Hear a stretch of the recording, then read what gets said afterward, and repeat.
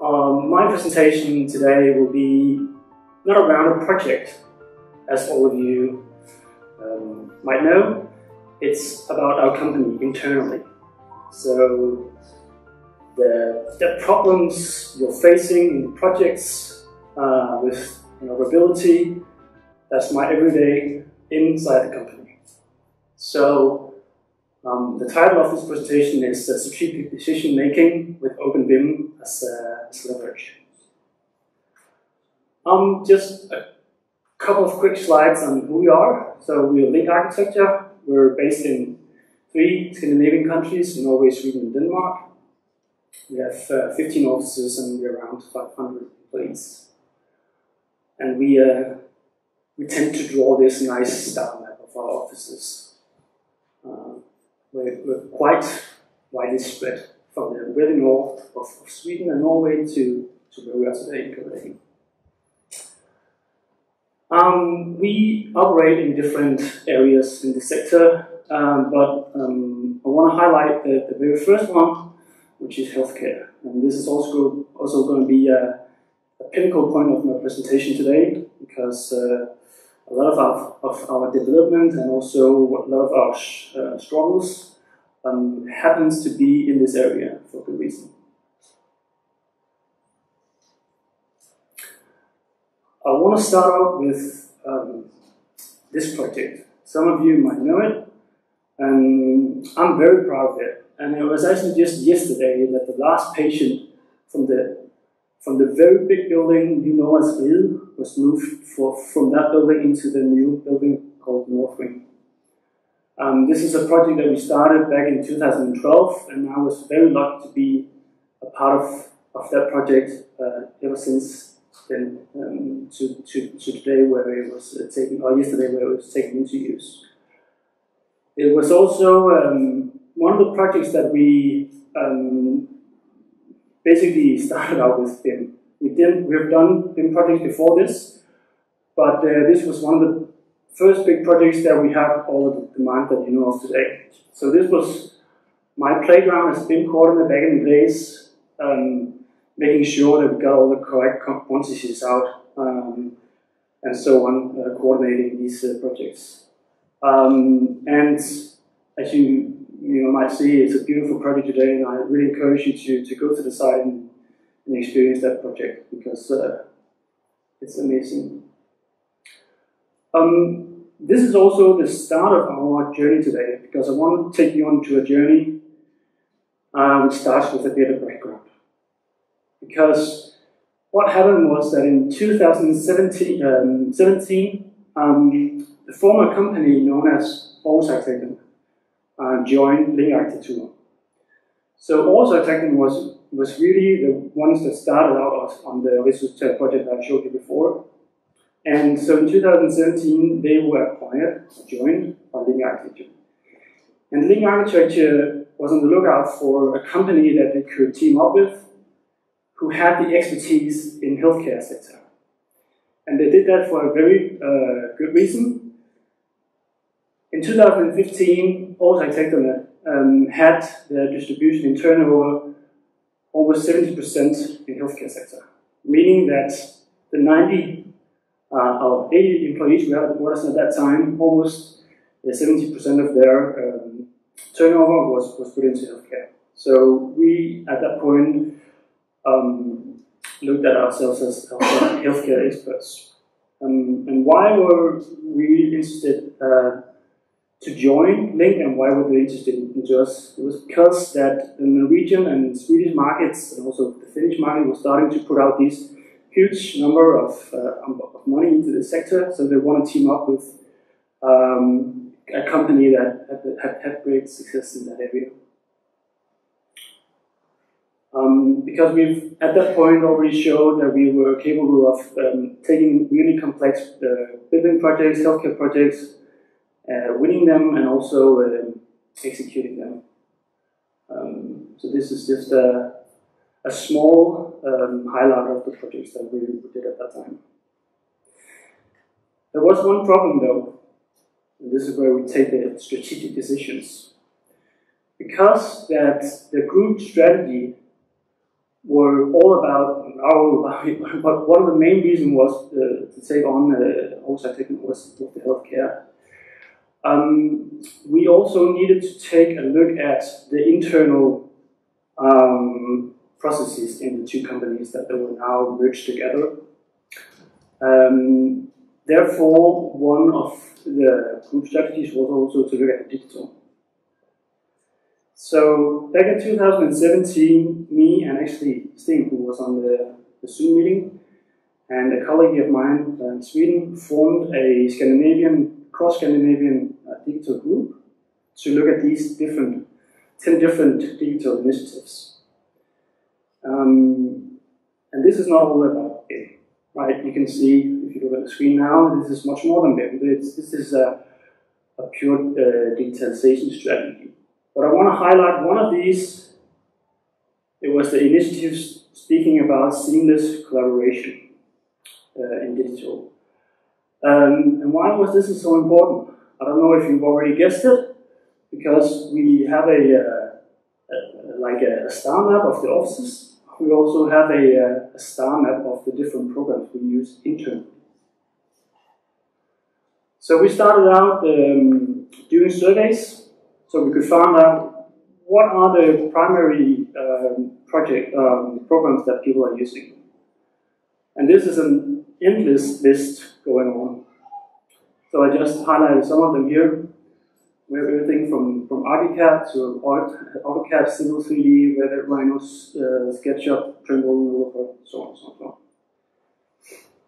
on. And if we look at the three main authoring platforms, ArchiCAD, Revit, and Rhino, this was the distribution of the knowledge in the company. So we could draw up this map. Like we have the digital, the star map, we also have the digital star map, where we start to draw up how can these communicate in between. Because if we need to take our healthcare expertise from Denmark to Norway and Sweden, how can we do that without taking big decisions about these programs? Let's put it that way. So, some of you might have seen the film The Matrix.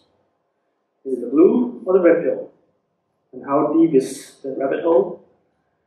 So, we would like to expand the knowledge of healthcare from Denmark to Norway and Sweden. That was the strategic goal. But if we look at the star map again, we have 15 offices, so we're widely spread. We speak different languages. We have different personalities in our origins, even though we all origin from Vikings. But there's still some differences.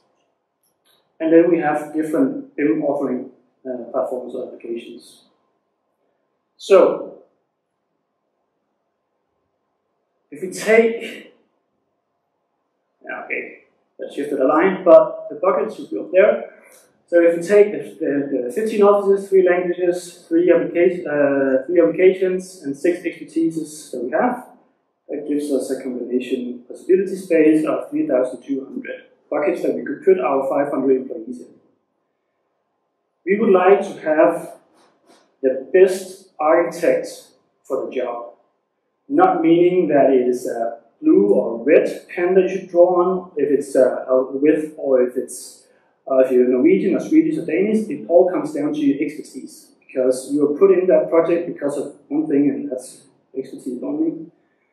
So we cross out the offices, and I really believe, and I think that you can agree on this, being in the difficult times that we are in with the COVID-19 now, Teams and Skype and other online meeting platforms have really taken the physical location and more or less put across over that. So we're now down to 162 combinations. Then we of course can take the language. We speak Scandinavian. So if I write in a document in Danish, my colleague writes in Norwegian, and my other colleague writes in Swedish. So it's awful to read but we communicate in Scandinavian. Then we have the application. We could have taken the decision to just choose one, the blue or red. Okay, we didn't. We actually chose OPENBIM. We chose neither, you could say, or we chose both. Looking back, this was a brave decision to take because it would put us in a lot of struggle. Not saying that taking the blue pill would have put us in a lot of struggle, but we're in deep now.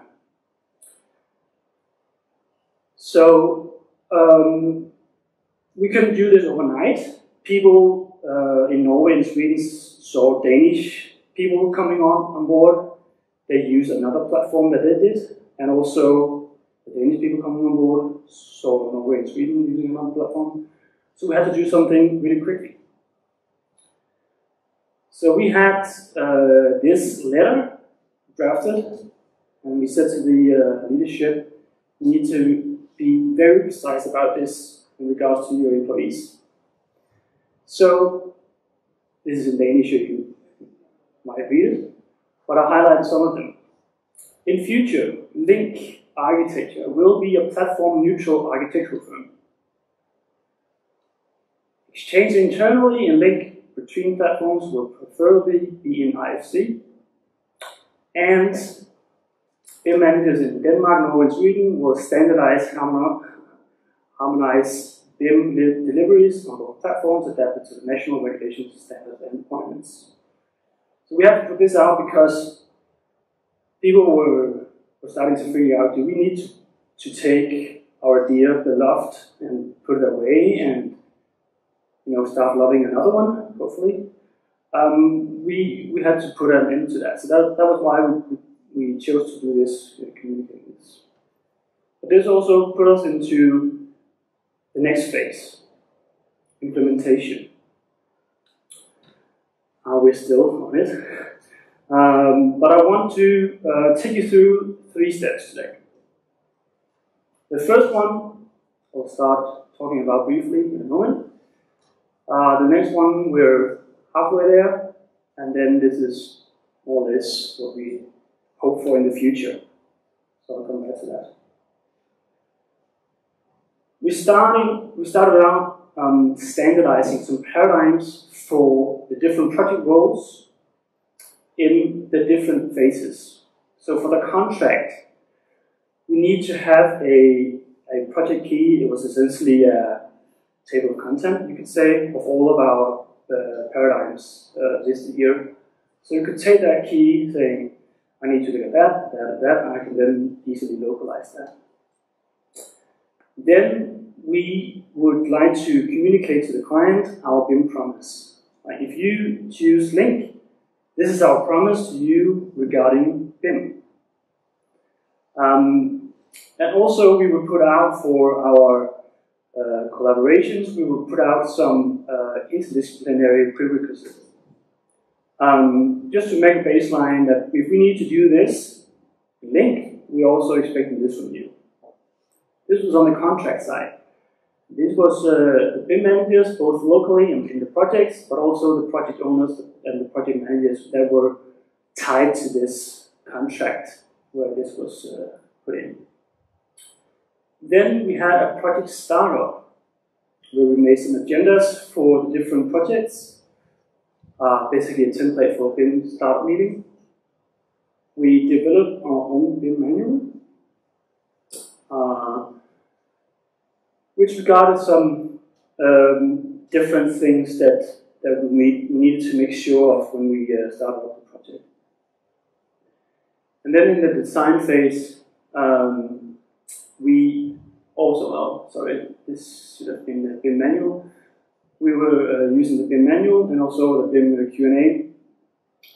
We needed to standardize that, and the same down here for the project members. And then, most importantly, at least, the evaluation of the project delivery, so we can evaluate on that and then making the same mistakes again. So how did we go about this? In a higher perspective, we started out making show of how did we implement OPENBIM in the different countries. So Denmark would have one structure, and Sweden would have another, and then Norway would have a third. At some point, when we got down, we could agree on a lot of things. At a certain point, we couldn't. This was due to regulation, this was due to best practices, and so on and so on. So, and we wouldn't, go the full Monty saying we need everything to be aligned, because there can be some local differences, and we need to respect that as well. And then we took the upper part and put that into a link BIM standard. And then we could put these on for the local projects. Because we are not the same, at a certain point we get different. Here's just a brief look into what we agreed on. So the model hierarchy, you all know that. How do we want to break down this structure? The classification of that, of course, and also which parameters, or properties and parameter sets did we agree on, so that even though it came from one application or the other, we would end up with the same not elements, but information on these elements. And then we could have the local things, like in classification or in property sets. So it looked like this, or this. Just a boring scheme, but this also led us to another phase in the implementation, because in Denmark we also are starting to use other applications that we are not used to, and the same they do in Sweden and Norway. So we have the need for content, right? So, and in Denmark we've been good at this because of the big healthcare projects to develop this content. And they might use that in Norway and Sweden, so of course we deliver that to them. But how do we structure that information? We use, of course, IFC. So underneath here, there's of course a proprietary format. And of course there are a lot of proprietary information in that. But we also make sure that we always have IFC entities in these objects, so we can communicate and translate this. And I think that the buildingSMART dictionary will be a crucial part for us as well in this work.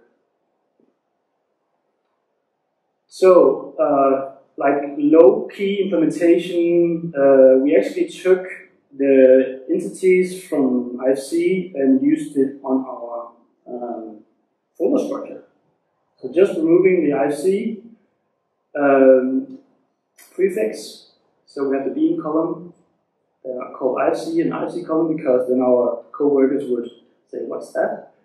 But we use that so we can actually start to put in these objects, this content, into this structure that was given to us by the IC. So that was on the BIM manual, the BIM standards, something about the content library. I'm also happy to say that we're starting to work cross-Scandinavian on other open platforms. So this is a project in Norway, in Hammerfest. It's way up north. It actually takes you more than a day to get there. But we sit in our respective offices and working together on this open platform, in BCF of course. And as you can see here, we have different countries working together on this platform. So that's a great success for us. So that was the first thing about the standardization. I'm now moving to the next step, because we're somehow put ourselves in the position where we need more and more.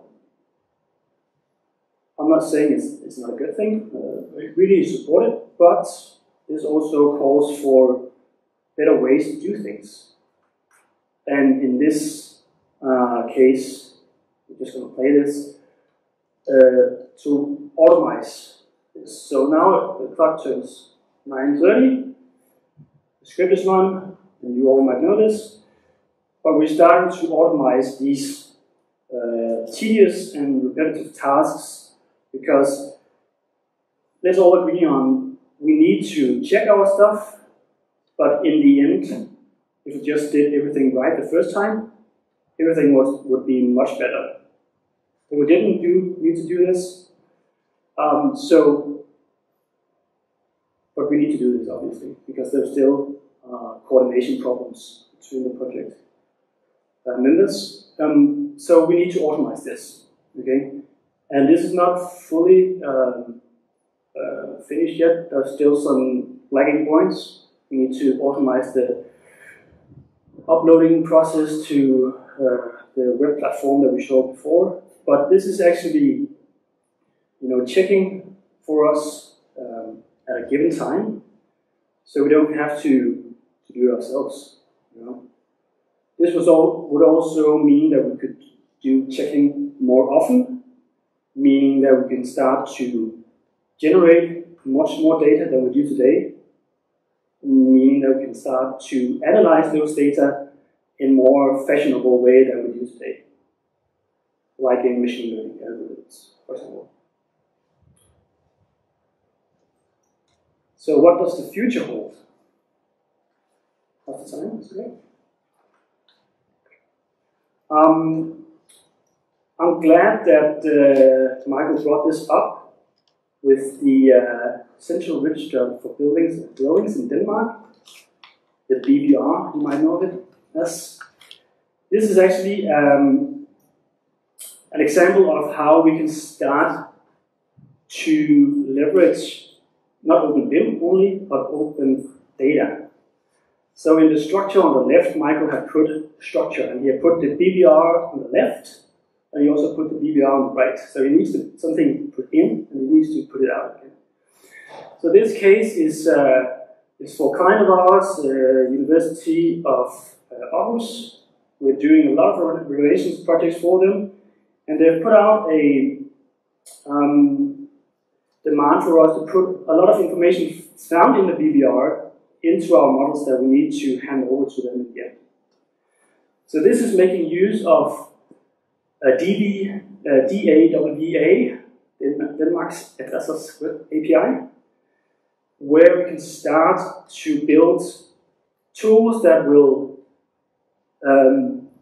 take these informations based on where the project is and put it into the project.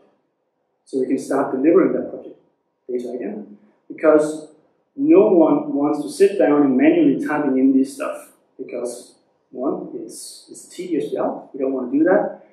And two, the human makes mistakes. Computers do as well, but if it does that, we'll eventually catch it because it does everything wrong.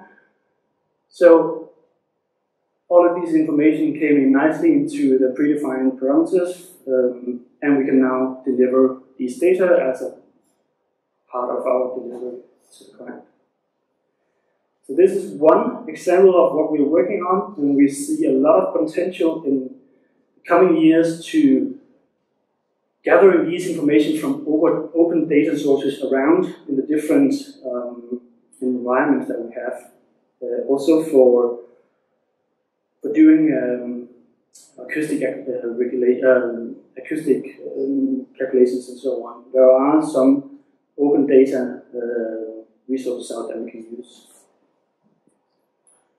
The next one we're looking at, we haven't cracked it yet, but it's maybe a future way to be able to communicate between platforms in a fast, web-based, open, and platform-agnostic way. So some of you might know this. This is an initiative from the UK called Speckle. And we're starting to see if we can actually use this as a cross-disciplinary platform to communicate as our interpreter between the different proprietary formats. Our main goal in the end is to have architect A and architect B using whatever software that they like, but be able to work simultaneously into the same project. Like if it was in the same proprietary program. That's the main goal. We are definitely not there yet. It will take some time. Yeah, this is just to see that the information and the geometry is coming through. So, to conclude my presentation, OPENBIM can be used as a strong argument as strategic decision making. I think we in link architecture are making the right decision in taking this decision. So I think we can really highlight that it is possible. The proprietary formats, they will become less and more important than they are today. I think we can all agree on that. And the silos that we're experiencing in our industry today, they will fall. No doubt about it. It's just a matter of time, and it will benefit all of us. And the real collaboration, that is the key to success. And of course, the future is open.